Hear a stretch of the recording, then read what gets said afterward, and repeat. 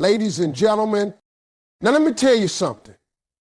Love ain't always loud. It ain't always obvious. Sometimes the ones who love the hardest are the ones who struggle the most to show it. I'm talking about those avoidant folks. You know who I mean? The people who build walls around their hearts like they're protecting a castle. They'll tell you they don't need anybody. They'll act like they're fine being alone.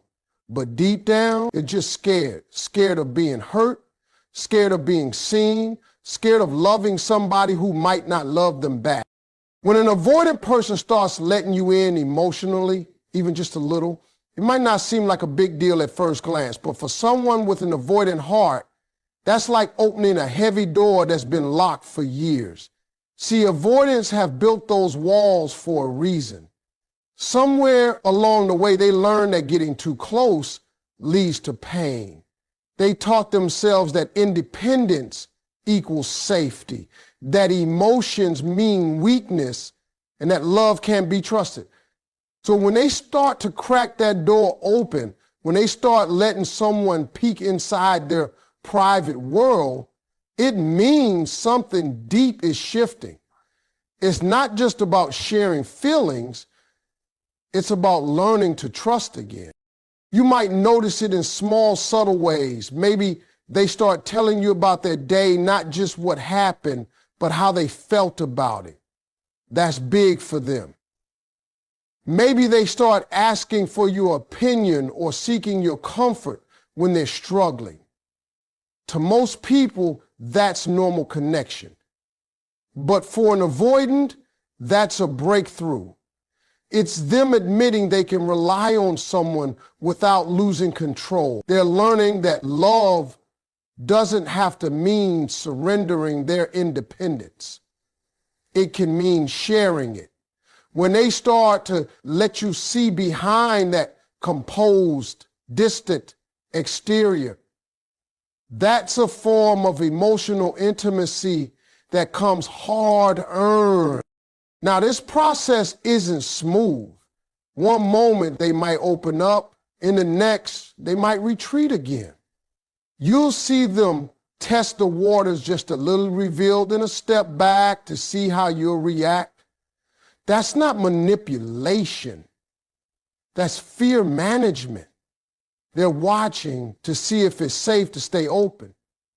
If you meet that openness with patience and understanding instead of pressure, they'll feel seen instead of judged. And that's when trust starts to take root. An avoidant doesn't fall for words. They fall for consistency. Every time you show them you're steady, that you don't weaponize their vulnerability, they inch closer. Every small confession they make is a victory, a declaration that you've become someone safe. When they let you in emotionally, it's also a sign that they're tired of being on guard all the time. Avoidants often crave love just as much as anyone else. They just don't know how to handle it without feeling exposed. So when they begin to share their inner thoughts, their fears, their insecurities, it's them saying, I want you to know me. That's rare. That's sacred. That's love trying to grow through fear. And if you pay attention, you'll see that letting you in isn't a casual act for them. It's an act of courage. So when that avoidance starts letting you inside the emotional fortress, don't overlook it. Don't rush it. Every little step toward openness is their heart saying, you matter to me more than my fear. And that kind of love, quiet, hesitant, but real, is one of the most honest forms there is. It may not come wrapped in grand gestures, but it carries more weight than words ever could. When an avoidant person starts making small efforts to stay connected instead of running away, that's a powerful sign that their feelings for you go far beyond what they can easily express. Avoidants have a pattern. When things get too close, When emotions start to rise, they retreat. They vanish into silence, busy themselves with distractions, or build emotional distance to feel safe again. So when that same person starts choosing to stay connected, even in small, quiet ways, that's not random. That's growth. That's love whispering louder than fear. It might not look like the big romantic gestures you see in movies, but for them, replying to your text when they usually wouldn't, calling you back after an argument, or finding reasons to spend time with you, all of that is their version of, I'm trying. You'll notice that avoidants test the waters with subtle actions. Maybe they'll send you a message after a few days of distance, not because they suddenly became outgoing, but because they miss you. They might not say, I miss you, but their actions reveal it. Maybe they check in to see how your day went or bring up an inside joke just to reconnect. That's their way of bridging the gap between you without feeling overwhelmed. They're learning to replace avoidance with presence. It's not easy for them. Every act of reaching out is a battle against their own instinct to withdraw. But when they start doing it anyway, it means something real is growing inside them, something worth fighting their fears for. See, connection for an avoidant isn't about constant communication. It's about intentional effort. They'll show it in small gestures that might seem ordinary to you, but are monumental for them. Maybe they remember something you mentioned weeks ago and bring it up again. Maybe they start making time in their schedule just to be around you. These are not coincidences. These are emotional investments from someone who doesn't give those easily. They're learning to show up, to stay, even when part of them wants to flee. And that's love in motion. Even in moments of conflict, if you notice them trying to resolve things instead of disappearing, understand what that means. For avoidance, confrontation often feels unsafe. But if they care enough to stay and work through it, they're breaking their own patterns. That's not weakness, that's strength. There's someone say, I'm scared, but I don't want to lose you. They might not have the words, but their effort speaks volume. Lure for them isn't about grand declarations. It's about doing the hard thing. Choosing to stay emotionally connected, even when every fiber of their being wants to run. So when you see those small signs, those text messages, those efforts to keep the bond alive, those moments when they reach out instead of pulling away, understand you're witnessing something rare. You're watching a guarded heart begin to trust. Those small efforts are not small at all. They're the proof that you've become someone worth staying close to. And for an avoidant, that's as real as love gets. When an avoidant person starts opening up about their fears or past pain, that's not just a casual moment. It's a breakthrough. Avoidants are wired to protect themselves from emotional exposure. They've often spent years perfecting the art of hiding what hurts them, burying old wounds under layers of control and self-reliance. They'll tell you they're fine when they're not. They'll laugh off things that once broke them. But when they begin to share pieces of that story with you, the heartbreaks, the disappointments, the family issues, or the moments that made them close their heart, it means they see you as someone safe. Because for an avoidant, vulnerability is not a habit, it's a risk. And they don't take that risk unless love has softened something deep inside. You might notice it starts small. Maybe they make a comment like, I don't really trust people easily, or I've been through some things. That's not just a statement. It's an invitation to look deeper. And if you listen without judgment, they'll start to share more. They might tell you about the person who betrayed their trust, or how they learned to depend only on themselves because no one else showed up. When they do that, they're not just talking, they're handing you the key to understanding how they love and why they fear. They're saying, here's the part of me I don't show anyone, and that's sacred ground. Opening up about pain isn't easy for anyone, but for avoidance it's terrifying. They associate emotional honesty with weakness because somewhere along the line, someone used their vulnerability against them. So now when they choose to speak their truth, it's not because they suddenly became comfortable with emotions. It's because they've decided you're worth the discomfort. They're learning that not everyone will leave when things get real. Every time they share a piece of their story, they're unlearning the idea that closeness leads to loss.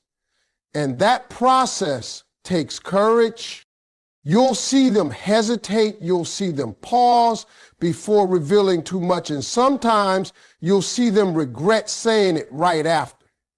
That's not because they don't trust you. It's because they're fighting years of emotional self-protection. But if you stay gentle, if you hold space without pushing them to say more, they'll start to feel something new, safety. And for someone who's been avoiding emotional intimacy their whole life, safety is love's greatest gift. When an avoidant shares their fears, whether it's fear of abandonment, fear of rejection, or fear of not being enough, it's their way of letting you into the real story behind their silence. They're showing you that the distance you sometimes feel isn't about you. It's about the battles they fight inside. So when they finally open up, that's not them being emotional, that's them being brave. Because love for an avoidant isn't just saying, I love you. It's saying, here's my pain, and I trust you not to run. And if they reach that point with you, you can be sure it's real love growing through their deepest fear. When an avoidant person chooses to stay during conflict instead of disappearing, that's a massive shift from their usual pattern. You see, avoidants are wired to protect their peace by escaping discomfort. The moment a disagreement or emotional tension appears, their instinct tells them to retreat, to pull back, shut down, or vanish until things feel safe again. It's not because they don't care. It's because confrontation feels dangerous to them. It stirs up fears of rejection, judgment, or emotional loss.